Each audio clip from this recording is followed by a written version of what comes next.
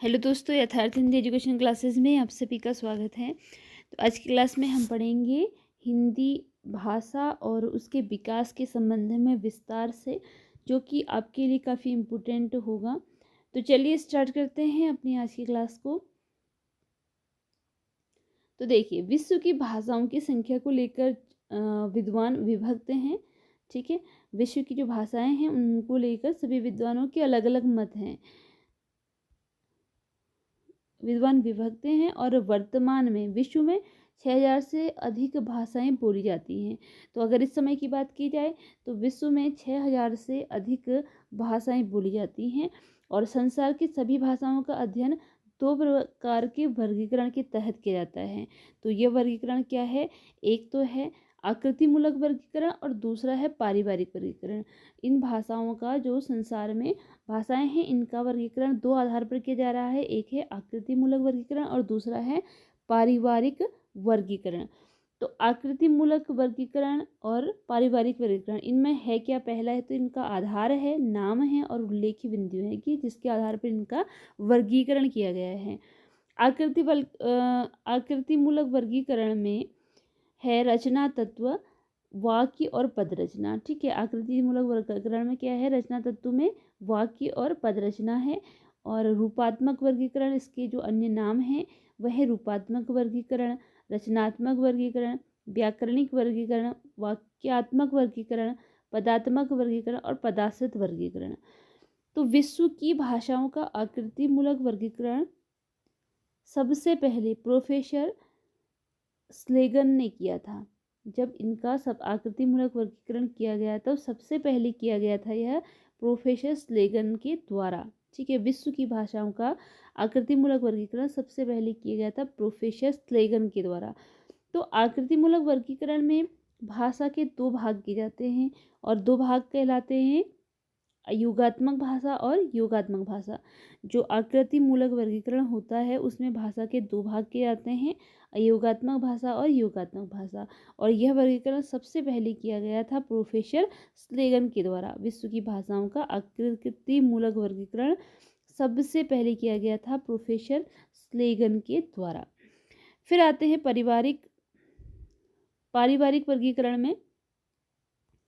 तो पारिवारिक वर्गीकरण में देखिए है कि रचना तत्व, अर्थ तत्व और इतिहास।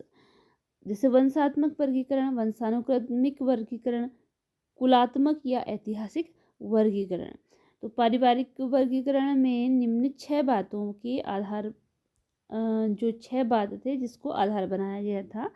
एक तो पद रचना, वाक्य रचना, ध्वनि, अर्थ, शब्द और स्थानिक समीपता। इसके आधार पर इसका वर्गीकरण किया गया। तो विश्व में भाषा परिवारों की संख्या को लेकर तो विद्वानों में मतभेद है। ठीक है, अलग अलग मत हैं सबके, जिससे भोलानाथ तिवारी प्रसिद्ध व्याकरणविद हैं ये, और विल्मेन वॉन हम्बोल्ट, इन्होंने भाषा परिवारों की संख्या 13 मानी है। तो भाषा परिवारों की संख्या भोलानाथ तिवारी और वॉन हम्बोल्ट के द्वारा मानी गई है 13। कुल 13 संख्या मानी है इन्होंने भाषा परिवारों की। जबकि जो अन्य विद्वान हैं फ्रीडरिश म्यूलर, इन्होंने भाषा परिवारों की संख्या 100 मानी है। ठीक है, इन्होंने मानी है भाषा परिवारों की संख्या 100। फ्रीडरिश म्यूलर ने भाषा परिवारों की संख्या 100 मानी है और भोलानाथ तिवारी तो और विल्हेन वॉन हम्बोल्ट ने भाषा परिवारों की संख्या मानी है 13। तो निर्विवादित रूप से अर्थात कि जिसे अधिकतर लोगों के द्वारा स्वीकार किया गया है, 4 भौगोलिक क्षेत्रों के अंतर्गत 18 भाषा परिवारों को महत्व दिया जाता है। 18 भाषा परिवार में देखिए भाषा भौगोलिक क्षेत्र है। ठीक है, भौगोलिक क्षेत्र है जिसके आधार पर भाषा परिवारों को मान्यता दी गई है। भौगोलिक क्षेत्र में आता है यूरेशिया यानी कि यूरोप और एशिया, अफ्रीका भूखंड, प्रशांत महासागरीय भूखंड और अमेरिकी भूखंड। पहले देखे हैं यूरेशिया अर्थात कि यूरोप और एशिया में कौन कौन सी भाषा परिवार आते हैं। एक तो भारोपी भाषा परिवार आती है, भारत और यूरोप की। द्रविड़ परिवार आता है, काकेशी परिवार आता है, बुरुक्सस्की परिवार आता है, उराल अल्ताई परिवार, चीनी परिवार, जापानी कोरियाई परिवार, अत्युत्तरी हाइपसबोरी और बास्क परिवार, सामी हामी परिवार। यह आते हैं यूरेशिया यानी कि यूरोप एशिया भौगोलिक क्षेत्र के अंतर्गत जो भाषा परिवार आते हैं। फिर अफ्रीकी भूखंड में सुदानी परिवार है, बंतू परिवार है, होतेंतोस बुश्मैनी परिवार है। और मलय ये आपका प्रशांत महासागरीय भूखंड में आ जाता है। मलय पोलिनेशियाई परिवार, ऑस्ट्रेलियन परिवार, पापुई परिवार और दक्षिण पूर्व एशियाई परिवार। फिर आते हैं भारोपीय परिवार में कि भारोपीय परिवार के देखिए कौन कौन सी इसमें भाषाएं आती हैं भारोपीय परिवार के अंतर्गत। प्राय हमें देखने को मिलता है कि भारोपीय परिवार की भाषाएं इनमें से कौन सी हैं, इस टाइप से क्वेश्चन मिलते हैं। तो देखिए भारोपीय परिवार के अन्य जो नाम हैं उनमें इंडो जर्मनिक भी कहा जाता है, भारत हित्ती परिवार भी कहा जाता है और आर्य परिवार भी इसे कहा जाता है। ध्वनि के आधार पर भारोपीय परिवार की 10 भाषाएं हैं। ध्वनि के आधार पर भारोपीय परिवार की 10 भाषाएं हैं ध्वनि के आधार पर। 2 वर्ग, एक है सप्तम वर्ग और दूसरा है केतुक वर्ग। ठीक है, तो इसमें अब सप्तम वर्ग में आते हैं भारत ईरानी यानी कि आर्य, ईरानी, दरद, भारतीय, जिसमें भाषा आती है फारसी, पहलवी, ईरानी, पश्तो, अवेस्ता, बलोची और पामीरी।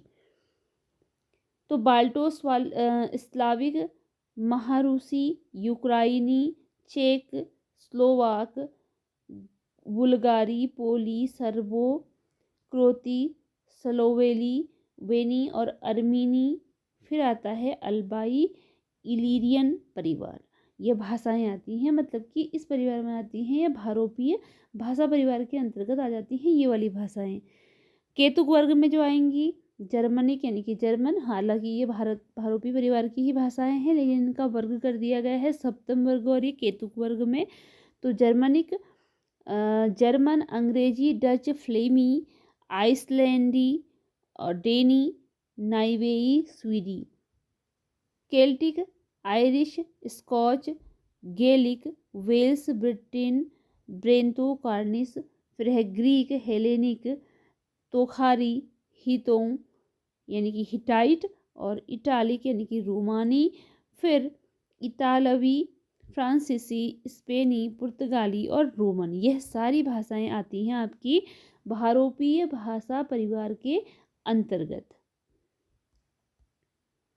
तो अध्ययन की सुविधा की दृष्टि से जो अध्ययन की सुविधा की दृष्टि है उसके आधार पर भारतीय आर्य भाषाओं में 35 वर्षों के विकास क्रम को सामान्यतः 3 चरणों में विभाजित किया गया है। ठीक है, तो 3 चरण कौन से हैं अगर हम देखें तो भारतीय भाषाओं के विकास के पहले आती है प्राचीन आर्य भाषा, मध्यकालीन आर्य भाषा और आधुनिक आर्य भाषा। प्राचीन आर्य भाषा का समय रहा 2000 ईस्वी पूर्व से 500 ईस्वी पूर्व तक। तो इसमें भाषा कौन कौन सी रही 2000 ईस्वी पूर्व से 500 ईस्वी पूर्व तक रही? एक तो वैदिक संस्कृत का विकास था, दूसरा था लौकिक संस्कृत, ये भाषाएं थी। तो 2000 ईस्वी से 1000 ईस्वी तक तो सीधे सीधे आपकी वैदिक संस्कृत हो गई और फिर 1000 ईस्वी पूर्व से 500 ईस्वी पूर्व तक आपकी हो गई लौकिक संस्कृत। ठीक है, इनका समय रहा। फिर मध्यकालीन आर्य भाषाएं आई जिसमें पाली, प्राकृत, अपभ्रंश या तथा अवहट आई। ठीक है, अपभ्रंश तथा अवहट आई।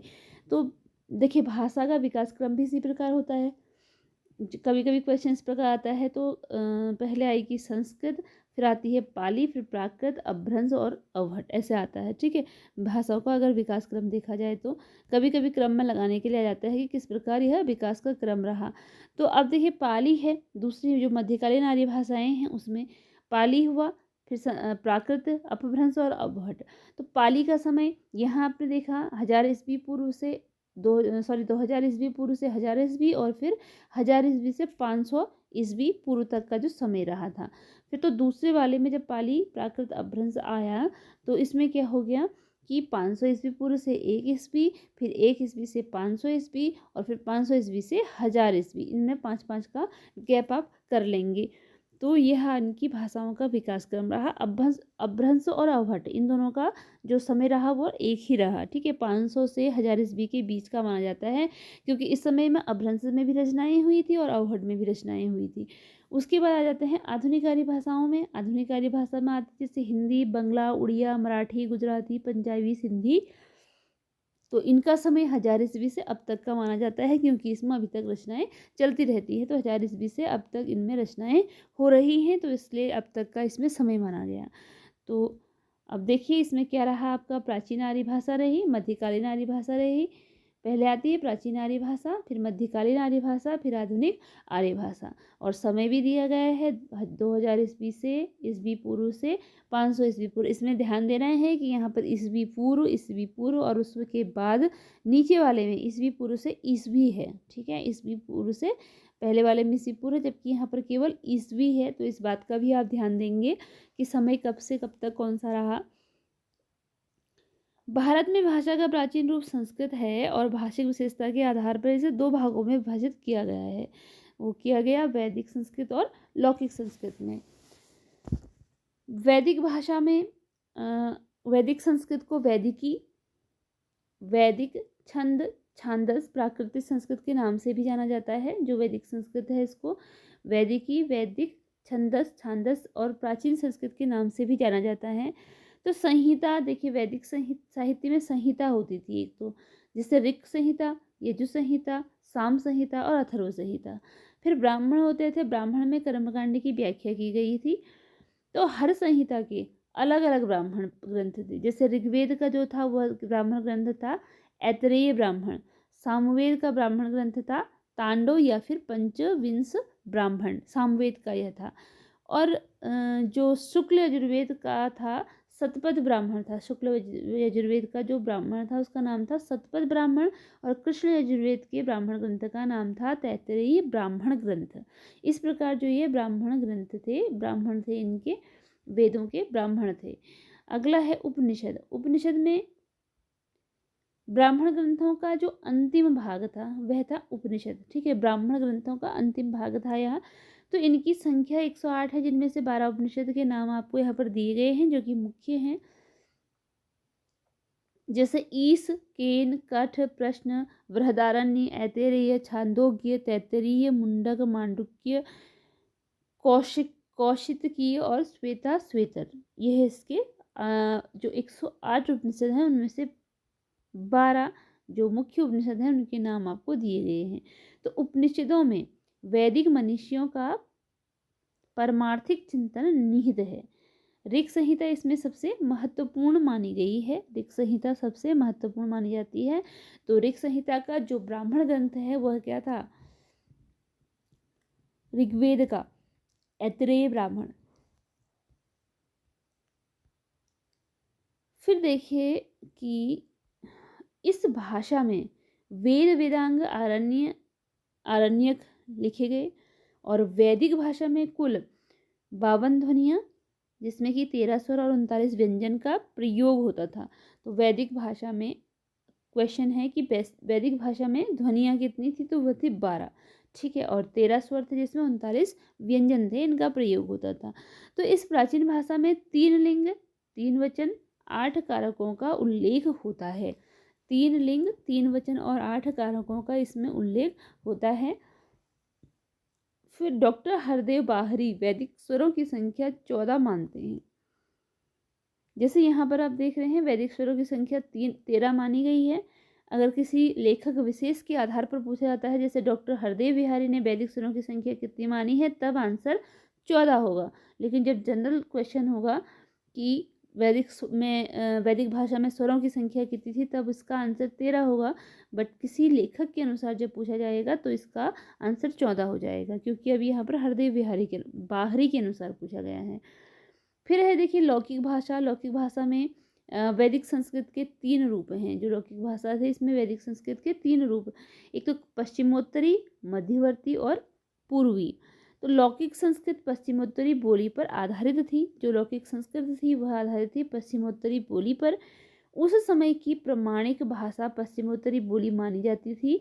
लौकिक संस्कृत का प्राचीनतम काव्य ग्रंथ रामायण माना जाता है।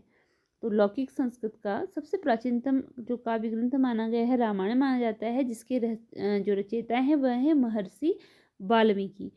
वैदिक संस्कृत में ए आई ओ औ संयुक्त स्वर थे और लौकिक संस्कृत में ए ओ मूल स्वर रह गए, जबकि ऐ और औ का उच्चारण ऐ और औ हो गया, यानी कि यह मात्रा को छोड़कर अ के पीछे ई लग गया और यहाँ में औ के साथ मात्रा को छोड़कर औ के पीछे ऊ लग गया, तो औ का औ हो गया। ठीक है, और ऐ का ऐ हो गया, मतलब कि जो लिखने का तरीका था वह बदल गया और प्रोनाउंसिएशन लगभग एक जैसा ही रहा, मतलब जो उच्चारण था उसका। तो इससे संस्कृत में दो संयुक्त स्वर ऐ औ शेष बचे। इसलिए संस्कृत में कौन से दो संयुक्त स्वर रह गए, क्योंकि ये बच गए, क्योंकि इनका उच्चारण इस प्रकार होने लगा और ई ऐ और अ और उ औ के रूप में इनका उच्चारण हो गया। ठीक है, तो इस प्रकार क्या था, वैदिक संस्कृत के 3 रूप थे। इस प्रकार क्या हुआ कि वैदिक संस्कृत के 3 रूप पश्चिमोत्तरी, मध्यवर्ती और पूर्वी। ठीक, लौकिक संस्कृत पश्चिमोत्तरी बोली पर आधारित और उस समय की जो प्रमाणिक भाषा पश्चिमोत्तरी बोली मानी जाती थी, उस समय की जो सबसे प्रमाणिक भाषा मानी जाती थी। और लौकिक संस्कृत का प्राचीनतम ग्रंथ रामायण माना जाता है, जिसके रचयिता महर्षि वाल्मीकि हैं। और वैदिक संस्कृत में ए ऐ ओ औ संयुक्त स्वर थे, लेकिन वैदिक संस्कृत के बाद लौकिक संस्कृत में इनका क्या हो गया है, यह ए और ओ ही केवल मूल स्वर रह गए, जबकि ऐ और औ का उच्चारण बदल गया, मतलब कि इनका उच्चारण करने का तरीका बदल गया। ठीक है, यह इनकी मात्रा के रूप में नहीं, बल्कि इनके पीछे ई और ऊ लगा के इनका उच्चारण होने लगा या इनका प्रयोग होने लगा।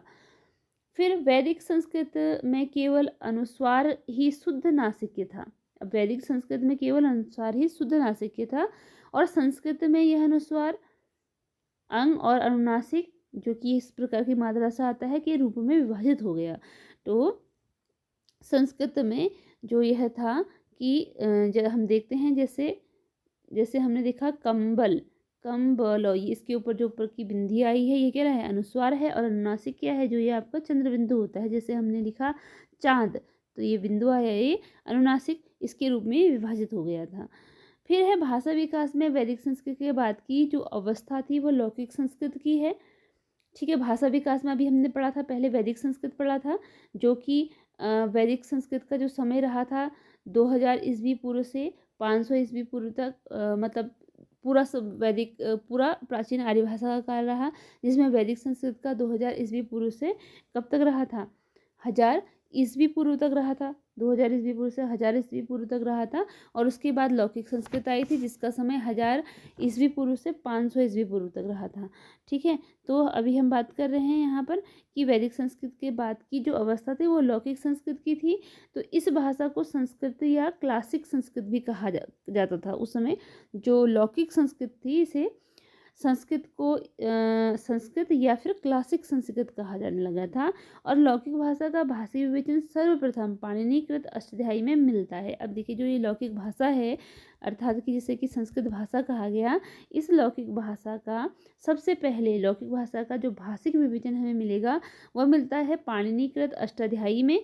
और अष्टाध्यायी में इसी भाषा का व्याकरण रूप है। तो अष्टाध्यायी में यानी कि लौकिक वैदिक संस्कृत का नहीं, जबकि किसकी बात की गई है, लौकिक संस्कृत की। जो लौकिक संस्कृत था, इसी का अष्टाध्यायी में हमें व्याकरण रूप मिलता है, अर्थात कि लौकिक भाषा का भाषिक विवेचन भी इसी में अष्टाध्यायी में पाणिनि ने जो की है उसमें ही मिलता है। तो इस भाषा में रामायण, महाभारत, अर्थशास्त्र, नाट्यशास्त्र, अभिज्ञान शाकुंतलम, कादम्बरी आदि प्रसिद्ध रचनाएं लिखी गई हैं। किसमें, लौकिक साहित्य में, यानी कि लौकिक संस्कृत में। तो वैदिक संस्कृत की 4 ध्वनियाँ क था, लह, जिह्वमूली और उपध्यानीय के लुप्त होने से लौकिक संस्कृत में 48 ध्वनियाँ ही शेष रह गई। जो लौकिक संस्कृत रही, इसमें 48 ध्वनियाँ ही शेष रह गई।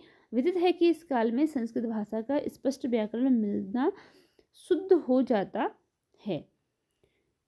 तो ये रहा आज की भाषा विकास के बारे में हमने जो पढ़ा। ठीक है, इसी के साथ आज की यह वीडियो यहीं पर एंड होती है। मिलते हैं अगली वीडियो में। इसके आगे की जो टॉपिक है भाषा और उसके विकास से संबंधित, उनको लेकर। और ये क्लास आपकी हिंदी, टीजीटी, पीजीटी, नेट आदि के लिए, नेट जेआरएफ, इसके लिए काफ़ी इंपॉर्टेंट होगी, क्योंकि इस टाइप के क्वेश्चन ही वहाँ पर पूछे जाते हैं। और जब आप विस्तार से अध्ययन करेंगे तभी आपको क्वेश्चन सॉल्व करने में भी आसानी होगी। तो मिलते हैं अगली क्लास में। धन्यवाद।